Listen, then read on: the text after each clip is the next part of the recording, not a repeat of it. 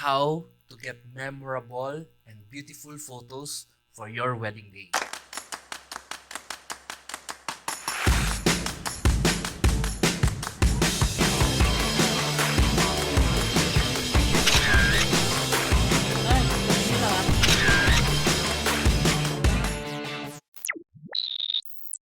But before anything else, guys, may konting request lang pala ako sa inyo. If you're new in this channel, please do like and subscribe this video. And if you want to know more mga tips about photography, anything related sa, sa wedding, I do a lot of videos, mga behind the scenes and vlogs during weddings. So, ayan, please do like and subscribe.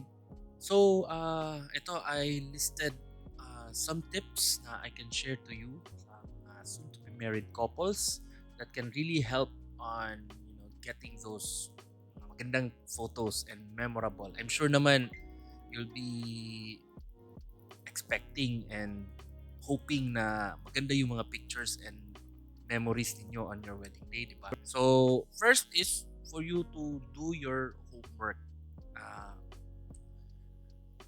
Wag nyo iasa sa mga coordinator. If ever you book a coordinator, wag nyo iasa sa coordinator. Iba pa rin yung kayo mismo ang magko-contact sa photographer and get to know him more, diba? Him or her more. So, ayan, mag-research kayo sa internet and hopefully sa list of photographers that you found in the internet na maganda, you can try to narrow it down, like 3 choices ninyo, and try to really interview them. Maki-set kayo ng meeting sa kanila. Maganda pa rin yung tingnan nyo yung kanilang mga portfolio. If possibly, personal nyo makita yung kanilang albums, portfolio nila, slideshows na ginawa nila. Mas nicer pa rin if alam nyo yung kanyang style of photography na dapat bagay sa inyong taste. So yan yung, di ba, iba-iba naman tayong taste when it comes to what kind of photos that you like. So marami ng mga kinds of style. I think I've made another video about that, yung mga different kinds of photography, wedding photography. So meron yung mga parang moody na kind of editing, meron din yung dramatic na kind of poses, meron naman yung magaling sa candid, magaling sa or yung light and airy kind of editing. So ayan, as much as possible, 'di ba? Kung meron na kayong nagustuhan na kind of style, you have to research yung kind of photographer na bagay sa inyo. So, iba kasi if you try to book a photographer na magaling sa light and airy, but kayo naman is you want na moody yung kind of editing, so hindi kayo fit. And hindi niyo ma-achieve yung gusto niyo supposed to be na pictures, di ba? Ayan, do your homework. Isa rin is, that's why I really suggest to couples to really do their homework and interview yung supplier mismo, kasi you will know rin kung meron na ba silang mga past issues. So lately yan kasi yung nangyayari ngayon, may mga ayan, I'm sure naman napanood nyo na sa like sa Tulfo and other mga horror stories about mga couples that they got scammed. So ayan, so that's why mas maganda pa rin yung you really research kung ito bang photographer is duly registered ba na business. And ayan, you can also ask yung mga former clients nila. Maybe you can look at their Facebook, and you can personally reach out dun sa kanilang mga former clients and ask for their review sa kind of service na that photographer rendered sa kanila. So, ayan. Next would be as much as possible, get yung possible, yan, kuha kayo nun yung may prenup session, yung engagement session. I guess parang, as you can see naman, parang lately, that's the trend na merong prenup part sa kanilang packages. But I know parang it will be an added expense sa inyong budget.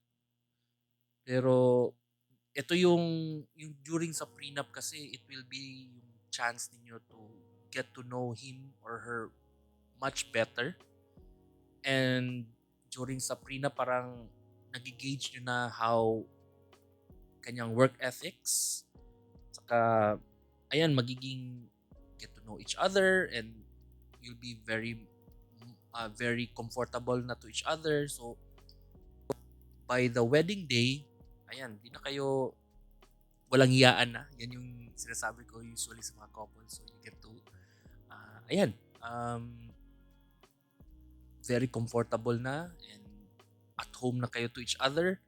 So, hopefully, if you really wanted to have some candid shots on your wedding day, so, parang hindi nyo na sila napapansin kasi, di ba, at home na kayo sa photographers.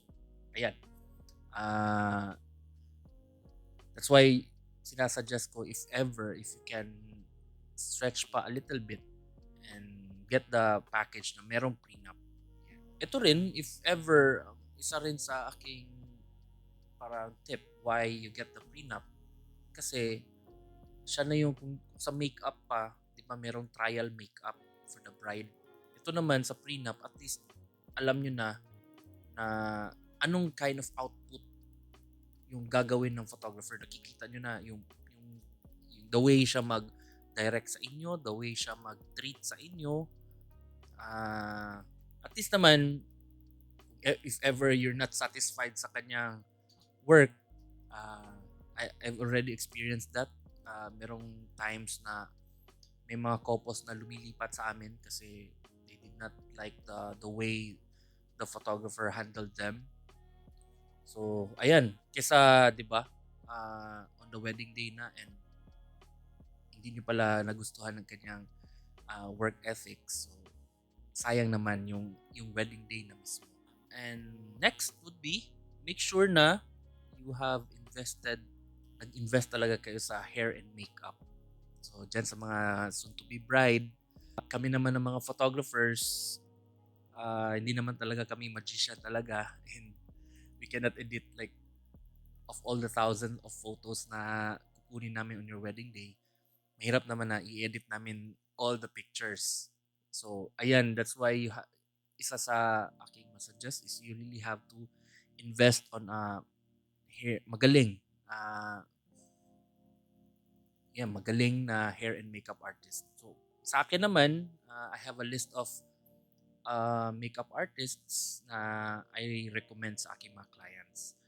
It's just because alam kong kanilang output, and bagay sila sa aking style of photography. So, next, create a timeline on your wedding day.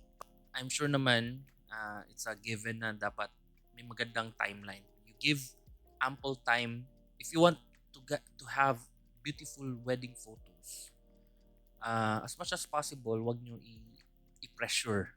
Wag nyo tipirin yung time when it comes sa photography. That's why, but if you have a coordinator na, usually the coordinator will already plan out yung timeline ninyo on the wedding day. Make sure lang na, like sa akin, I have a contract na as much as possible, minimum of 1 hour and 30 minutes ang binibigay sa akin for the photography part, yung portraits. But if ever, yun sabi ko is minimum of 1 hour and 30 minutes, but if you can stretch it out pag yun, like 2 hours and more, that would be better kasi hindi pressured ikaw. You can merong time to rest, and meron time naman to do a little bit of retouch on your makeup. That's why, like, before kami, like, we go to the prep area before, parang 4 hours prior the ceremony. But right now, sa akin na part is dumadating na ako on the wedding day 5 or 6 hours prior on the wedding day. So sa akin naman, I want kasi na hindi masyado ako pressured. Uh, More time. And next, uh, know what you want for your photos. So as much as possible, work it out with your photographer. Have an open communication with your photographer. That's why very important yung set ka ng meeting with your photographer. Kasi aside sa mag-gauge nila yung kanyang kind of work ethic and yung kanyang output, yan din yung sinasabi ko sa aking mga couples kasi you cannot really rely everything sa amin lang. We can produce magandang pictures if teamwork talaga yan sa couple at saka sa photographer. So, if ever kayo mga couples, that's why sa akin is I tell my couples na once you book me, you have a direct communication with me. You can have my personal number, my Facebook account, so that if ever you have something in mind, they can easily reach me directly. So, ayan, kung sample may mga tanong sa kanilang mind, and gusto ko nang pwede ba gawin itong kind of photo with me and my lolo, yung mga ganun.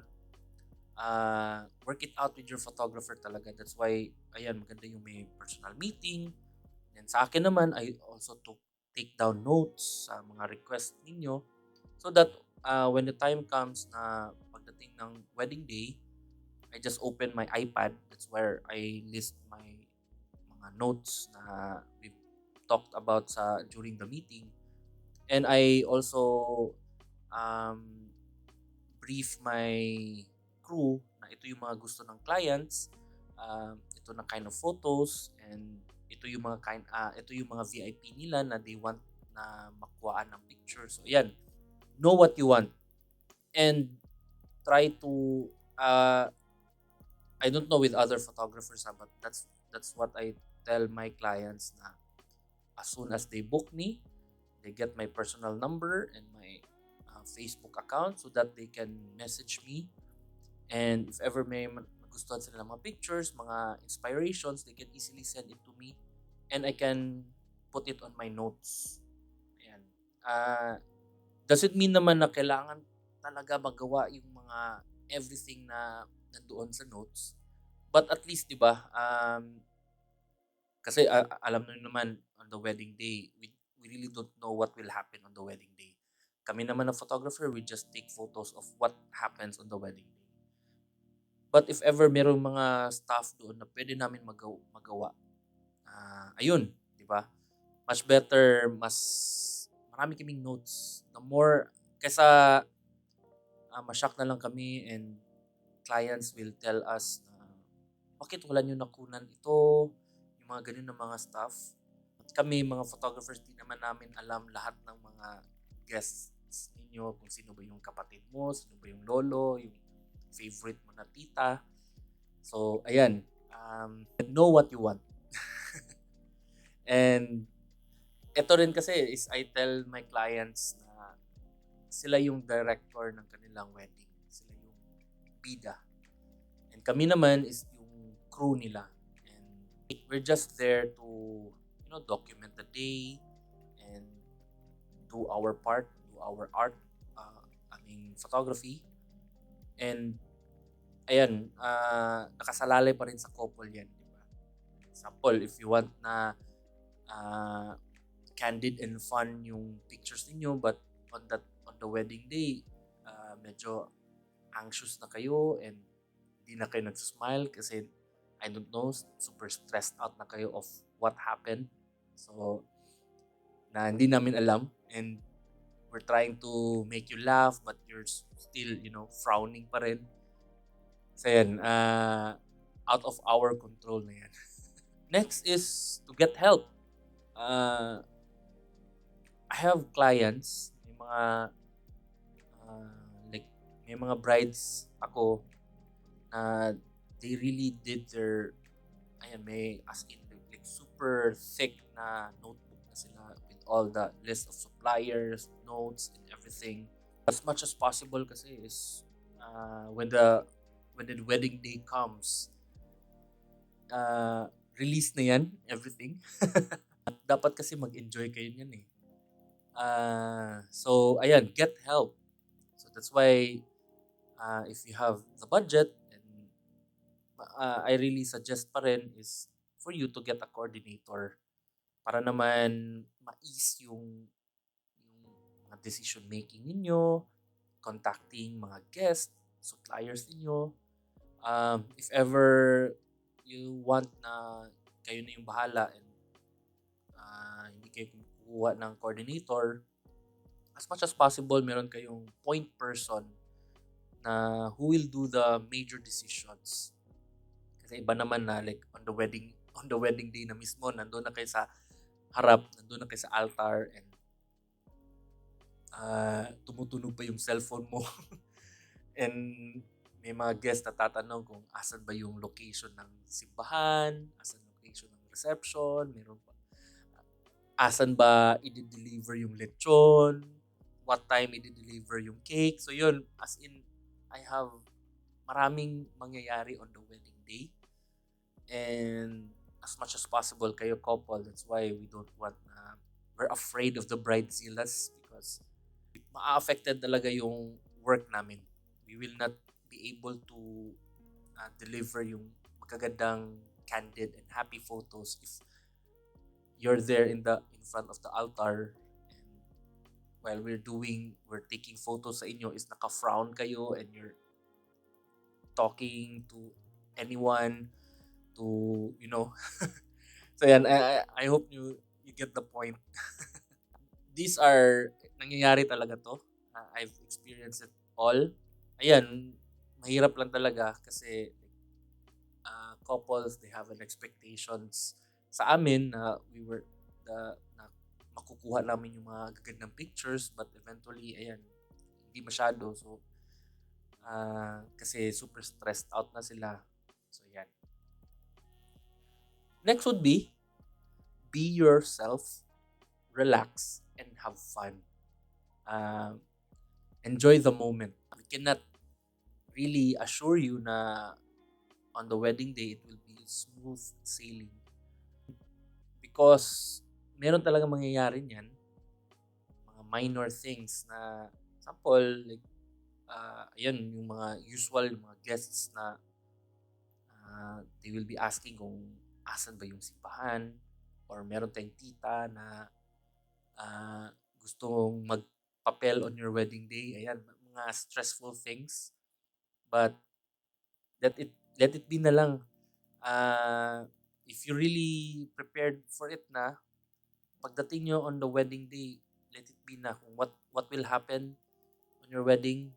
Hopefully, hindi like super major problem, but kung minor things lang and your maid of honor or the person na you assigned can do it for you na, then ayan, be yourself. Kung medyo stressful na, take a shot. Shot mo na para happy na. Ayan. I've always say this to my couple na on the wedding day, ang couple yung magsiset ng mood, especially like pagdating sa reception or sa ceremony. If you'll be happy and joyous and ano ba yan, infect nakaka-infect yung term, very harsh naman, but infectious yung smiles ninyo and yung tawa ninyo, the whole crowd would also be happy pagdating nyo sa reception, as in bibo yung reception. So yan, be yourself and relax and have fun. Isa rin is I also tell that sa aking mga clients na on the wedding day, if you really want to have candid shots and memorable shots, pretend na wala ako. wala kami mga photographers, wala kami videographers. You feel nyo parang para siyang nasa ano ba yan, reality show tayo. Hindi nyo alam, you know, kung meron kayong gusto na malakhak kayo ng malakas, and kasi minsan kasi ito yung that's why I really suggest na yung meron tayong prenup and you get to know the photographer better, kasi meron kasi yung mga instances na sample napatawa or napaiyak na yung bride, or very emotional, and yung bride will see na nagte-take ng picture yung photographer, eh nagsa-stop or tinatabunan yung kanyang face. So sa amin, ah, hindi namin makuha yung candid, di ba? Yung emotional na photo. But the more na at home kayo sa photographer, you just let go yung emotions.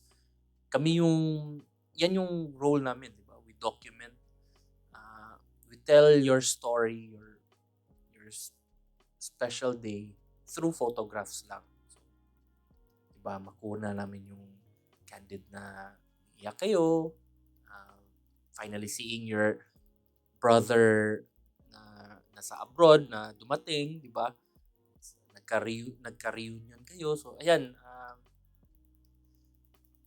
pretend na we're just a fly on the wall. Yan yung term ko eh. Fly on the wall lang. Yan. Let us be. Let us do the work. Next would be, ask your guests to put away their cell phones. Pero I'm sure naman we cannot really control that.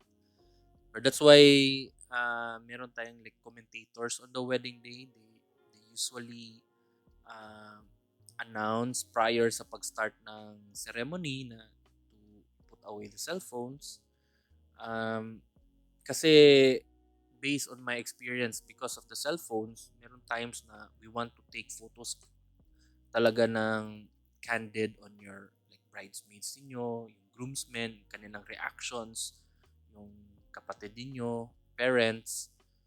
But as much as, 'di ba, nakaganon sila sa cellphone, supposed to be sample like bridal entrance na, supposed to be natitingin sila sa iyo, nakatingin instead sila sa kanilang cellphone trying to take photos of you. They're looking at you through their phones. So 'di ba? Nawawala yung emotions, nawawala yung moments na gusto namin kunin sana. 'Di ba? Kung makita niyo yung mga celebrity weddings, that's why as in super emotional sila, mga artista talaga. And doon nakukuhanan yung mga candid moments. So yun, pero usually the coordinator already tells the commentator on your wedding day sa simbahan na mag-a-announce sila na ayan. In the end kasi it's a ceremony pa rin siya, solemn. So 'di ba, kung magsisimba tayo, 'di ba, tinatago natin ating cellphone. So same pa rin ganun. And ito, try to imagine mo na, like, if ever yung wedding ceremony nyo would be a garden wedding or yung outdoors, try to look mo na that the lighting, sample 3 p.m. yung ceremony ninyo, try ninyo na ang light would be nasa likod ninyo. As like, paano ba yan? Yung wedding ceremony ninyo,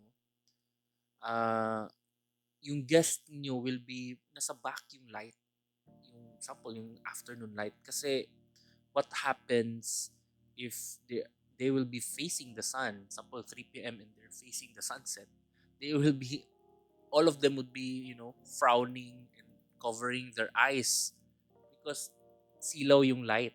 That's why as much as possible, i-angle ninyo yung wedding ceremony ninyo so that the guests will be turning back sa sun. Yan.